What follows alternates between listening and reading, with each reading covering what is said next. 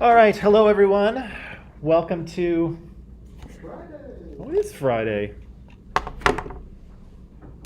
Big plans for the weekend? Yes. Yeah. What are you gonna? Watch, Batman. Oh yeah, you're gonna and Monday morning you're gonna come in and give us your review, right? Okay. Because I've seen trailers, but I want to know. I want to know how the Twilight vampire does as Batman. Although it probably took him a little while to kind of get people to think of him as not that. Not that vampire. Have you guys seen those Twilight movies? Yeah. Do you like them? Do you like them? They seem to inspire a very strong reaction. Some people are just like huge fans, and then other people are just like, these are the worst things ever created. I don't know. Did you read the books first? No. No? Just saw the movies? Yeah. Yeah, there's something about why are vampires. This is a good question. Why are vampires sexy? Because they often are, but why are they sexy? They look gothic, like you look like mystery, like Oh yeah, they're usually very mysterious, mystery. right? Very kind of brooding. Doesn't help if they're super attractive with great hair as well, but what else? What is it about vampires that are sexy? Kind of drink blood. That's kind of gross. They're not really dead or alive, which is kind of like a little gross. Or are they alive? Not really, right? No. I don't know. It's a weird thing, isn't it? To me, they look the same, like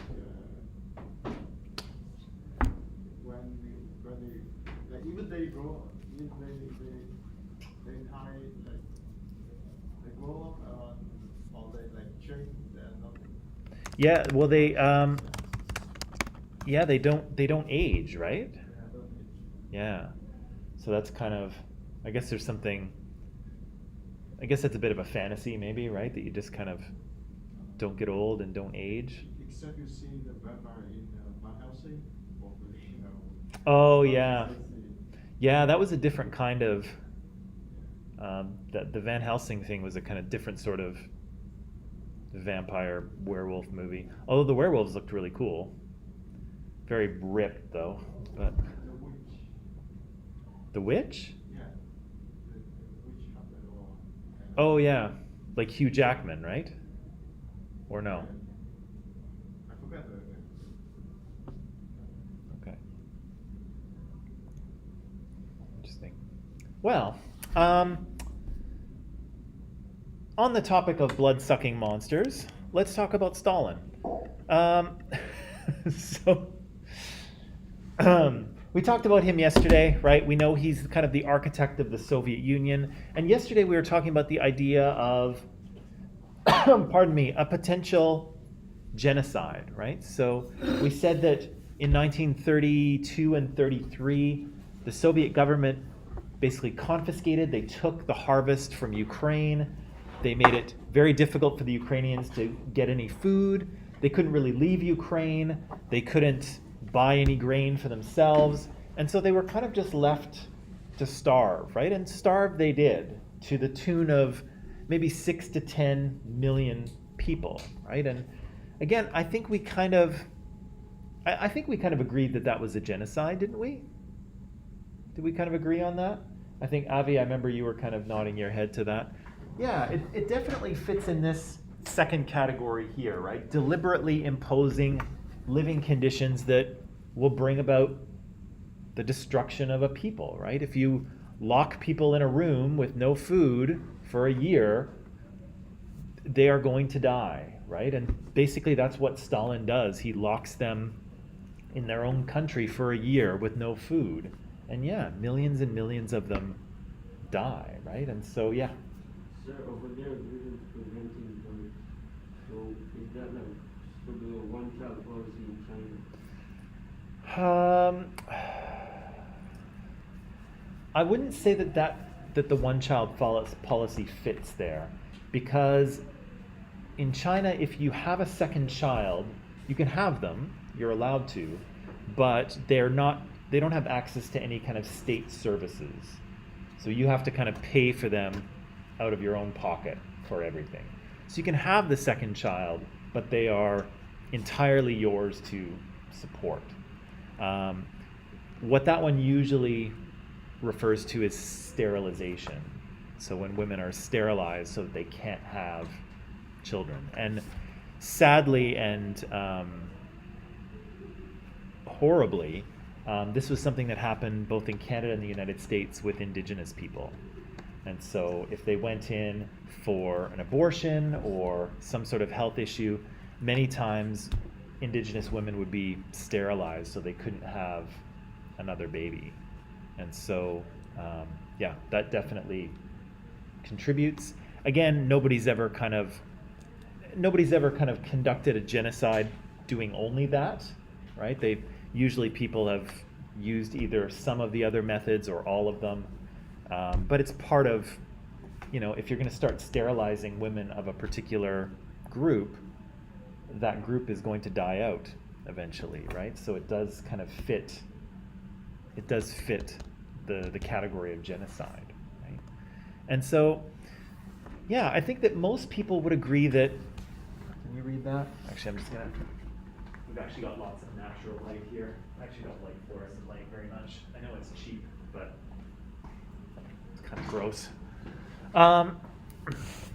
So most people would probably call this a genocide, right? And so I feel like the textbook is a little bit careful here, right? It calls it the Ukrainian famine. It mentions at the end that it's terrorism, but I don't think so. I think this really fits the category of genocide, right? And I said that yesterday that language is important, right? Because when we call something by a name, it makes an argument, right? When we say, oh, the Ukrainian famine of, 32, 33, oh gosh, that was awful. And if people hear the word famine, they probably say, oh gosh, yeah, it was probably terrible, I'm sure, for the Ukrainians. But if we say the Ukrainian genocide, right, where Stalin purposely engineered a famine, that's a different thing, right? It says something different. It makes a different argument. And so, again, it's important to pay attention, right? And so this is just one of Stalin's activities, right? While he's collectivizing agriculture, while he's taking the kulaks, the richer farmers, and sending them off to work camps, where he's industrializing the Soviet Union, he's also, engineering the starving of millions of Ukrainians. In the years after that, Stalin starts to get very paranoid about a loss of control. He's worried about people who might be able to challenge him, right, or have ideas that might challenge him. And so he goes about what they call the great, whoops, did I jump too far? He goes about, or am I just missing? Oh, okay. No, sorry, I just lost my. So he goes about the Great Purge. And so he basically goes through the army and the Communist Party of the Soviet Union, and he seeks to destroy anyone who he thinks is a little too powerful, a little too influential, has ideas that maybe Stalin doesn't agree with, and he roots them out and kills them all, basically, or throws them in jail. And so here you can see these old Bolsheviks. Some of the old ones are removed from the party and either jailed or killed. There's Bukharin. Remember Bukharin? When Stalin came to power, there was Trotsky and Bukharin who were fighting for party leadership, and Stalin, of course, won.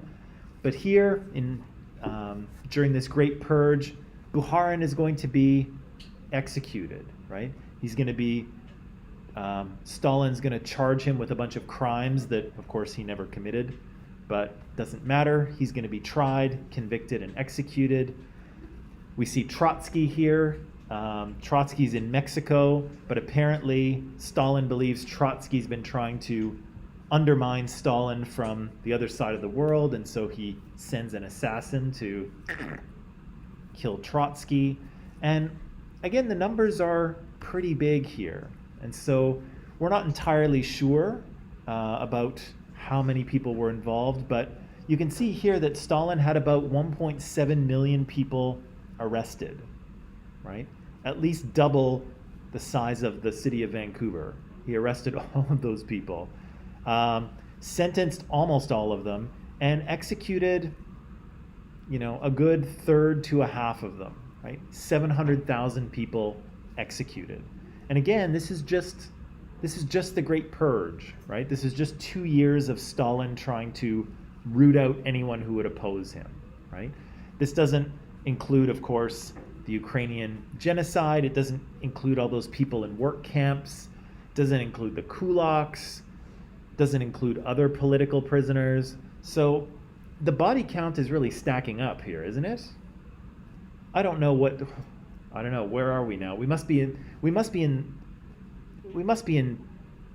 We're over 20 million, I'm sure, right? Because remember, when he was collectivizing agriculture, 24 million people left the countryside and only 12 million showed up in the cities. So we lost 12 million there. We probably lost 6 or 7 million in the Ukrainian genocide. We're almost losing 1 million people here. That's a lot of people, is it not? Like, millions and millions of people die under Stalin as he attempts to create socialism in one country. And this kind of tells you a lot of what you need to know, right? This is a quote from him. Death solves all problems. No man, no problem. So, to kind of close out our little biography of Stalin here, we know that following the Great Purge, he entered in with a non-aggression pact with Nazi Germany, right? Called the Molotov-Ribbentrop Pact. It's a bit of a tongue twister. Again, they said that they were going to remain neutral and kind of stay out of each other's way. We know, of course, that Hitler will betray Stalin, and that Stalin didn't really see that coming. He thought that Hitler would abide by this agreement, but didn't. Stalin also made the cover of Time magazine, believe it or not, January 1st, 1940. Although keep in mind, the person of the year isn't really the best person, they're just the most newsworthy. And so Stalin was in the news quite a bit in 1940, and here he is on the cover of Time magazine. Not once, but twice. Right? He shows up there again in 1943.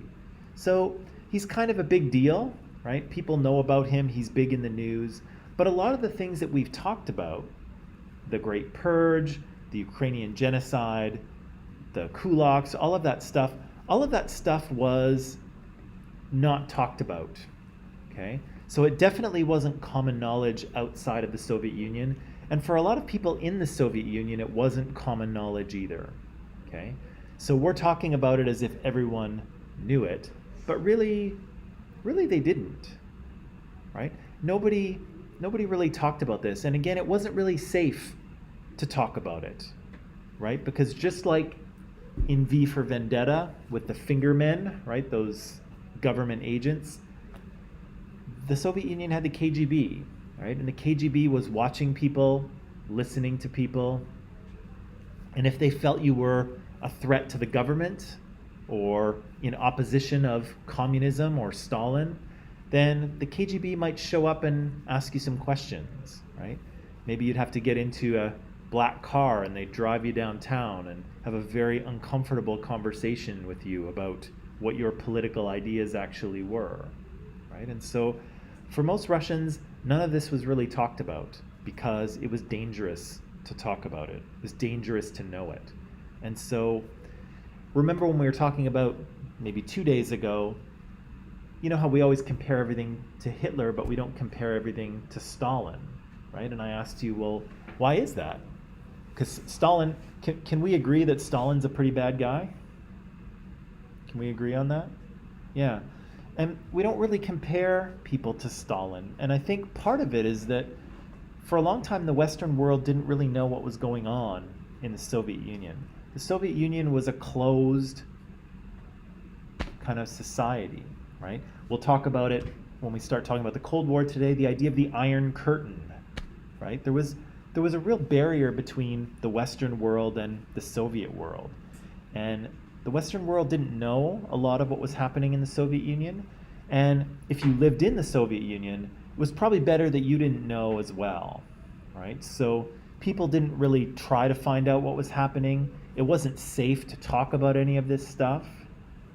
Normally, it would be the job of the media to uncover these things. But of course, in the Soviet state, the media is controlled by the government, right? So there's really no way to hear about these things, right? And so a lot of the really awful things that Stalin did only came out decades after his death.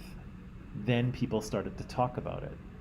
But keep in mind how, with Adolf Hitler, the Allies came into France and into Germany. They found all of the concentration and death camps that the Nazis had set up, and it was world news, right? It was all around the papers, on the radios, all around the world, people talking about Hitler and the Nazis and how bad they were. And so the Nazis got a big bright light shone on them when the Allies liberated Germany. But a lot of Stalin's stuff happened in the darkness, right? Not a lot of people knew what was going on for a very long time, right? So again, we very easily compare people to Hitler, I think, because we know him better. But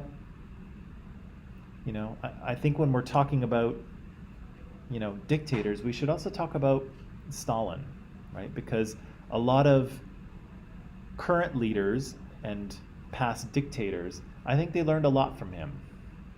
He was a ruthless and effective dictator, right? And he didn't let anything stand in his way. And nobody would dare challenge him, right? Because he was ruthless, right? If you looked at him the wrong way, that would be the end of you, right? He had no qualms having people executed or arrested. Didn't matter who they were, didn't matter if there were thousands of them or even millions of them. He was not a guy that you crossed, right? People feared him, right? What did we read about yesterday? The photographer who says, I can't even describe what it's like to be in a room with this guy. You can actually just feel how powerful he is, which is kind of, I don't know, I think that's kind of freaky. So that will bring us to kind of the last piece of this course, right? We've got kind of the story of Germany and the world wars, the story of Russia and the Russian Revolution, and this is going to take us to the end, right? And the Cold War probably goes right from the end of World War II. Well, I would have said until 1991, but I'm almost wondering if maybe it's the Cold War is still continuing. We just had a little bit of a pause for a few years, and now we're back in a Cold War relationship with Russia. Right? I don't know. Remains to be seen. So do you know why it was called a Cold War? Do you know what that means? What? Define nothing. Like, no physical fight. Yeah, so that's true. So we have these two powers, the US and the USSR. They're both in opposition to each other. But you're right, they never actually directly fight with each other, right? They do get involved in a lot of proxy wars. Do you know what a proxy war is, or proxy anything? What's that?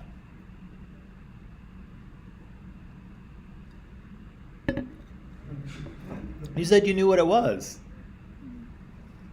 Didn't you nod?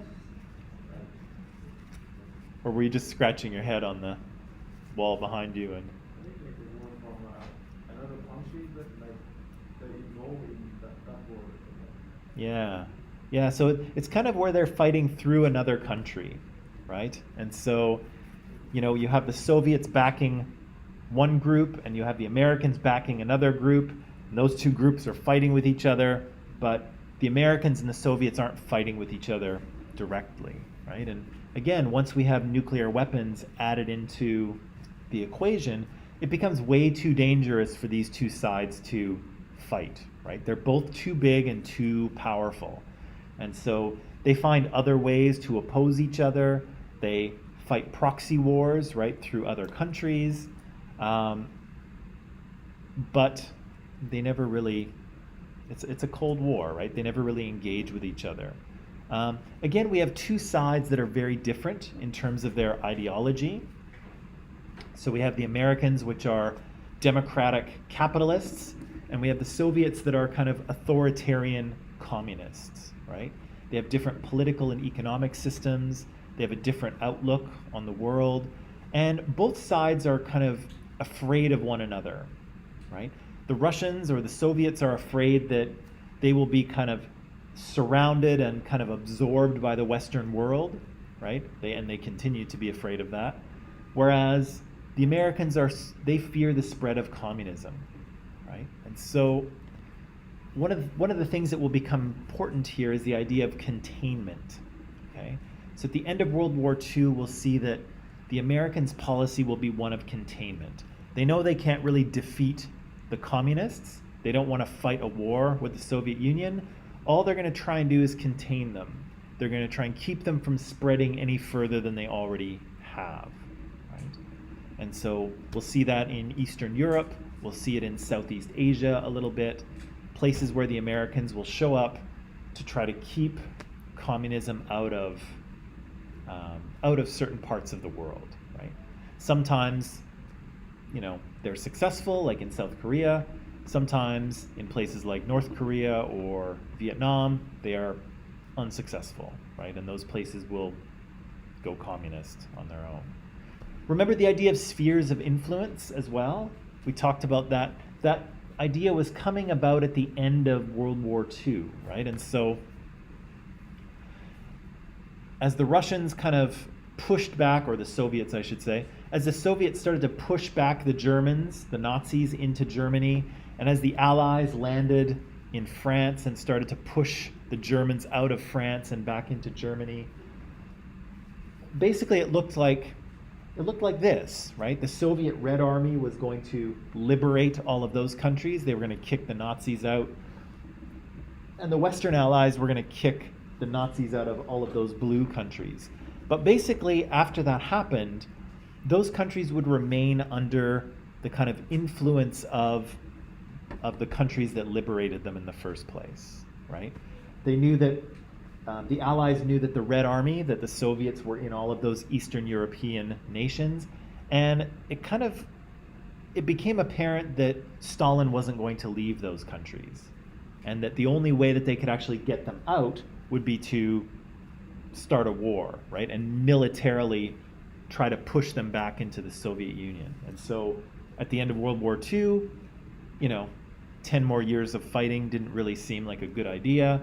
And so the Western powers kind of resigned themselves that Stalin would have influence over Eastern Europe and they would have influence over Western Europe, right? Remember, the original idea was that all of these countries in Europe would get their own democratic governments and elections. And Stalin kind of promised that, but of course he didn't really take it seriously. Really what he wanted was control over those Eastern European countries, which will be called the Soviet bloc or the Eastern Bloc.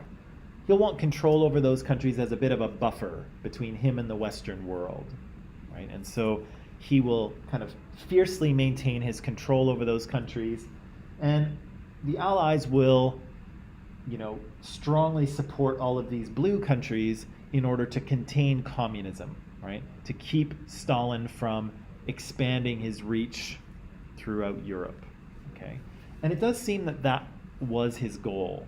If the Americans simply said, okay, Nazis are defeated, we're going home, let us know the next time you have a world war and maybe we'll show up. If they had left, I think Stalin would have continued to expand through Europe, right? And we would have an entire continent under the control of the Soviet Union. Okay. So I have a lot for you to read here. And what I'd like to do is I'd actually like to assign this to you as an assignment, okay? Because number one, we don't really have any assignments done, which is my fault. And so I just want to get a few assignments on the books for us, okay, so that we can use them as part of our marks. So instead of simply reading and talking, well, we'll still read and we'll still talk, but I would like you to do this as an actual assignment, okay? So I've made an assignment in Microsoft Teams, and what you'll see is I'm just going to assign it here, it'll show up in a second. When you go in there, basically what you'll see is just a Word document, and so I'll let you answer the questions. Do your best to answer them in your own words, okay? And just kind of type out your answers as best you can, then you'll submit them, and then I'll mark them, okay? So it's just kind of an easy assignment. I'll provide you with some others over the next few weeks, but I want to get us started because we've been a little lax on the assignments, and again, that's my fault. But instead of just reading and talking, let's read, talk, and sort of generate a grade at the same time. When is it due? I will give you, I'll tell you what, I'll say that it's due for tomorrow, okay? I'll say that it's due tomorrow at midnight, but we are going to talk about this when we're done, so I do want you to actually do it in class right now, okay? So again, if you want to go back and edit it a little bit later, I'll give you some time for that, but I want you to do it right now. And so are you going to tell us about Yes, I am. Yeah, I'll tell you a little bit about it. I'm still working on it, but I'll give you a preview before the end of class. Okay. So I'm just going to assign this. There it is. Should pop up in your Microsoft Teams in a few seconds. And then, yeah, type out your answers as best you can. Try to use your own words as best you can. And then I can give you a grade for that, okay? And again, I know it's a little bit to read, but hopefully now that there's a grade attached, it'll feel like it's maybe more worth it. There it is. I think it just showed up.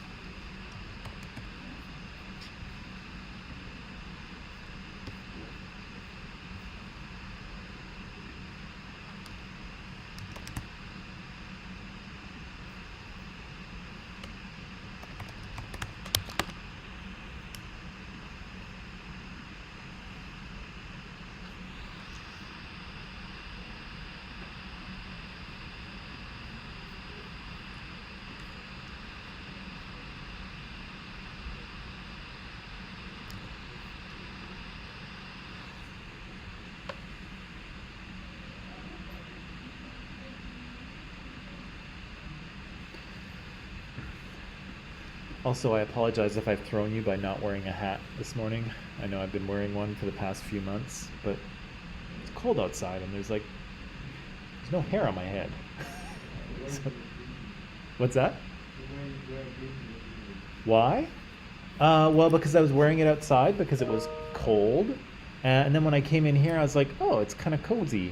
And so, plus my hair gets all kind of like smushed, so I just continued to wear it, but it's kind of getting warmer now, so I don't need it. So, again, I am adapting. I'm not wearing it. Say that one more time? Yeah. Yeah, but I don't need to feel cozy now. It's spring. Yeah, it's beautiful. It's gonna be a beautiful weekend.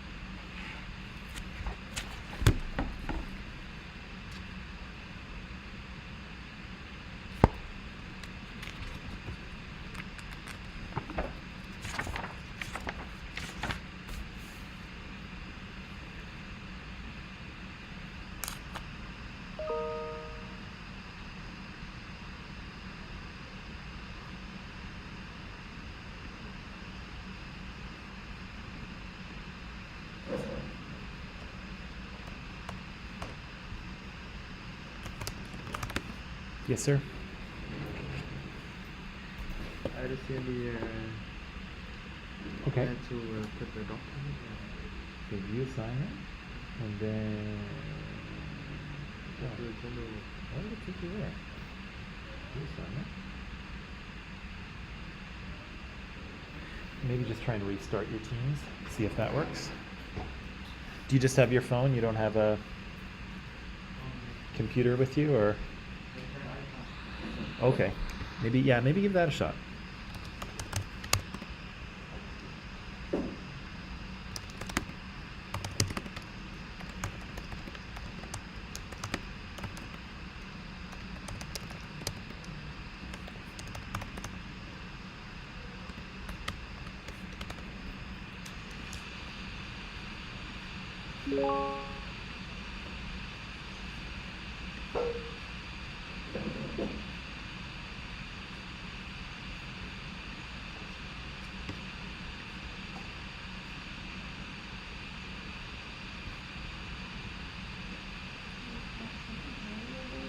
Yes, of course.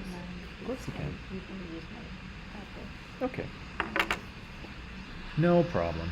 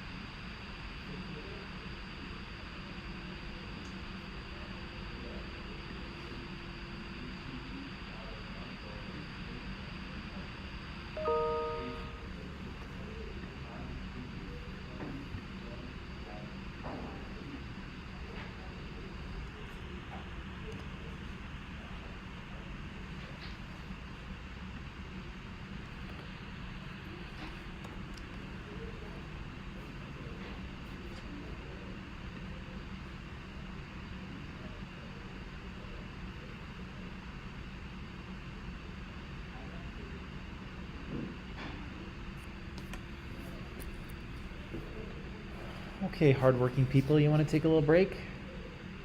Little break? Okay. Let's take a break and then we'll come back.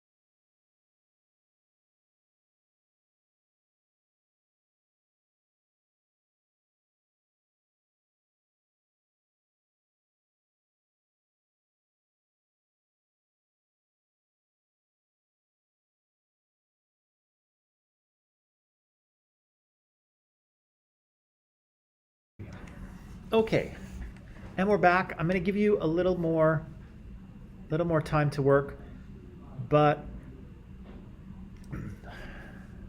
I just thought I would ask you the first question here because I know you're working on it. But what are the two results of the Second World War that led to the Cold War? What would you say to that?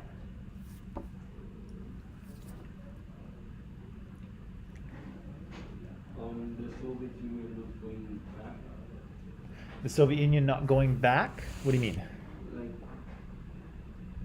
not letting the countries take control themselves. Right. So the idea of the fact that the Red Army, the Soviet Army hey Kenny, the Soviet Army was occupying Eastern and Central Europe and that they weren't really going to leave, right?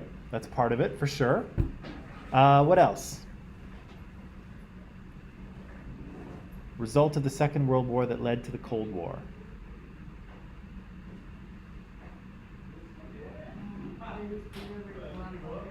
Say one more time. I can't hear you because those bozos are too loud. Sorry, Anna, can you say it one more time? Okay. The dispute over the borders of Poland, I think that's more of a number 2 answer. I think that's one of the issues from Potsdam, but that's definitely part of number 2. Number 1, we're kind of looking for slightly bigger things. So we know that the Red Army was stationed in Eastern and Central Europe and they wouldn't leave. I think that's probably correct. What's another kind of something that came out of the Second World War that led to the Cold War? They only have 2 strong countries in the world after the Second World War because the Central Europe countries are spending too much resources and time inside of war. So now they're kind of left behind by the United States and Soviet Union. So they're like 2 big brothers on the world just trying to fight together with the ones in the world. Look at you walking in an hour late, nailing it.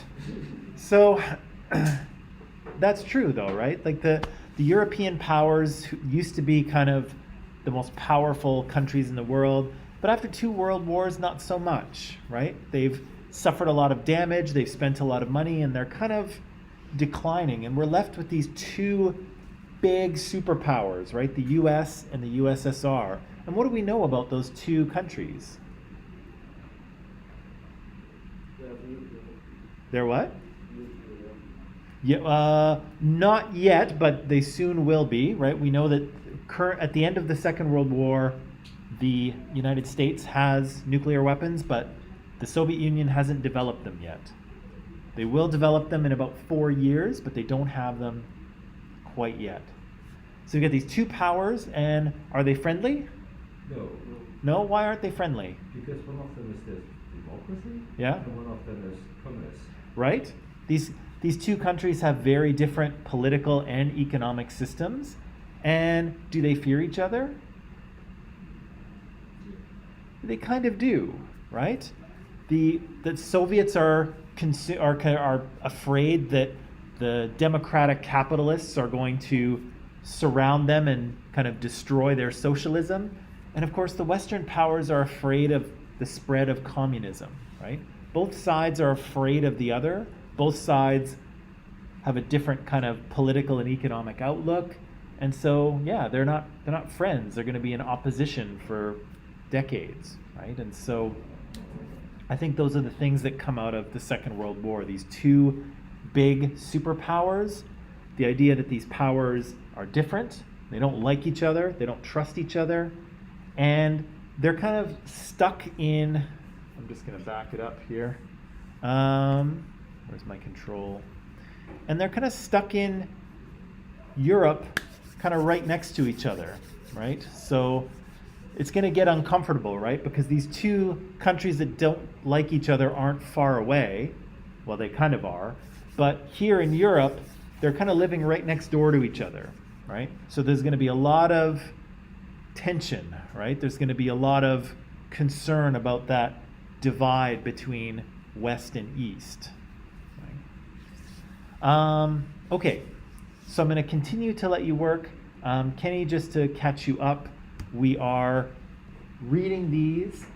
We're doing these questions, but I did it as an assignment. So it's in Microsoft Teams, and I just want you to answer these questions in a Word document so I can mark them. Because we don't have any assignments yet, and we kind of need some.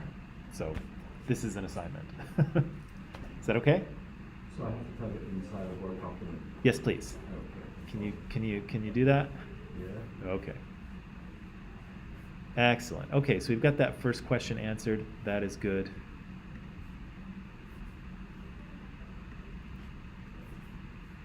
What am I looking for? There it is.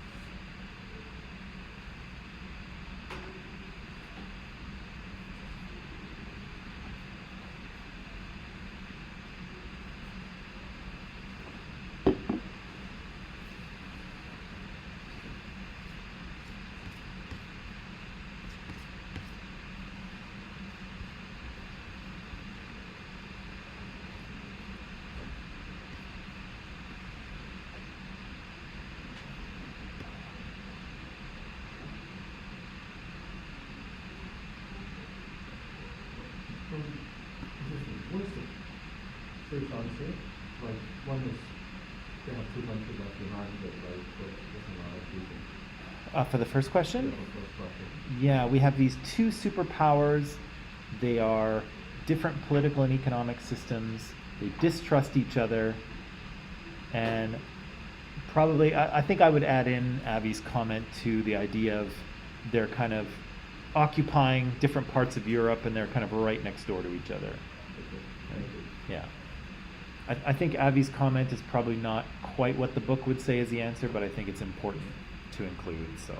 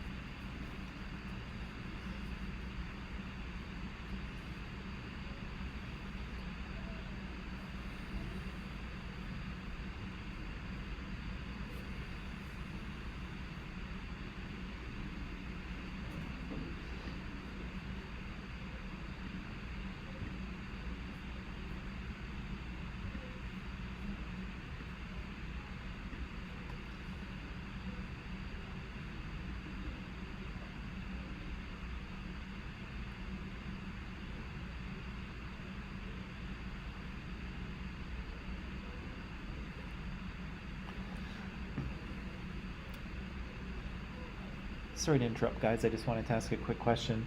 I have a little bit of documentary footage that I'd like to show you, maybe about 10 or 11 minutes. Would you like to continue to work on this for the rest of the class, or do you want me to stop you in 5 or 8 minutes and we can just watch 10 minutes of the documentary to the end of class? What would you prefer? Time to work or documentary? Documentary? Okay. Okay, I'll set it up and then I'll tell you when it's time, okay?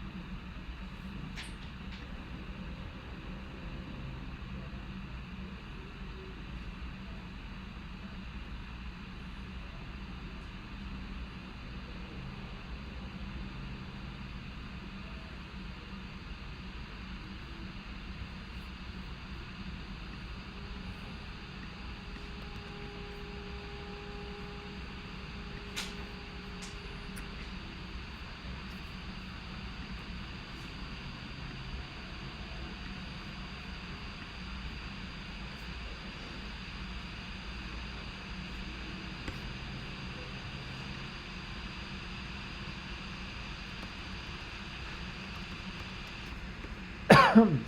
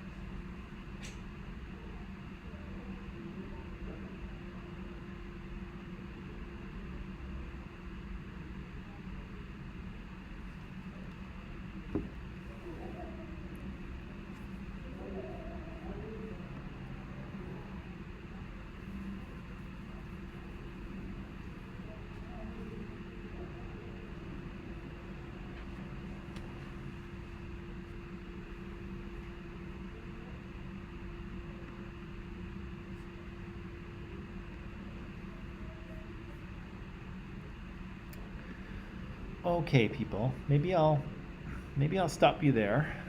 Um, so again, finish this up maybe a little bit later today or tomorrow. Hand it in to me so I can mark it and we can get some assignments on the books for ourselves here.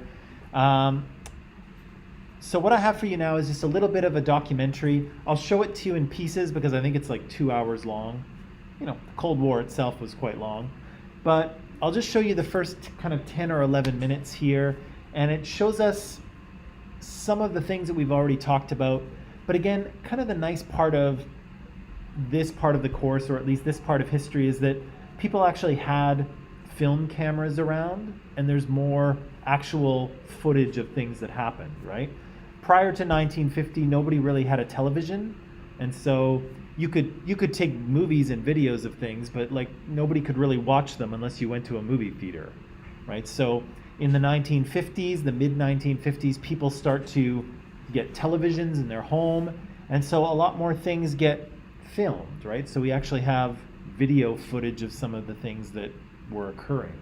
So if you're online, the video is in Microsoft Teams. It's under Files and in Videos, and I think it's called Class 35 or something like that. Watch the first 11 minutes and 38 seconds. Again, it'll be mostly review because we've talked about these things.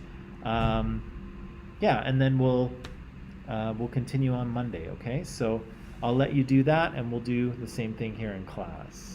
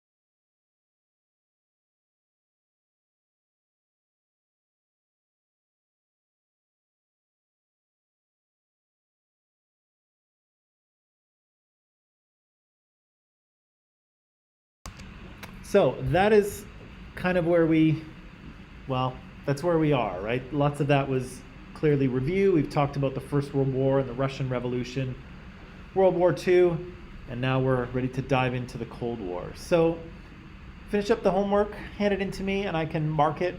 I'll see you on Monday. As for the final project, I think I'll assign it to you on Monday, and it'll mostly look like a presentation.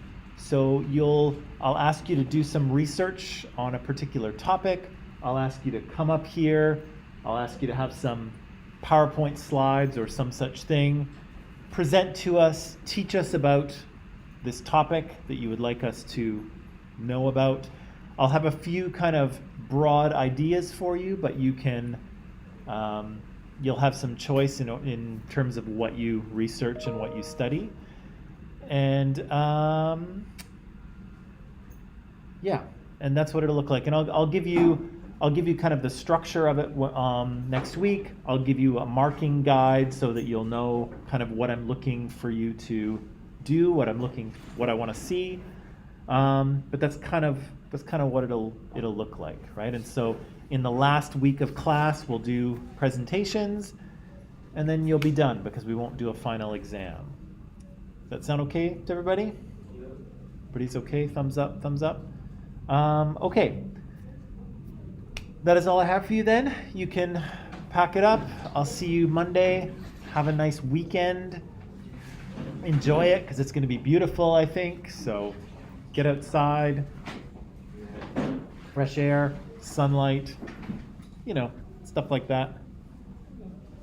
Okay. See you guys.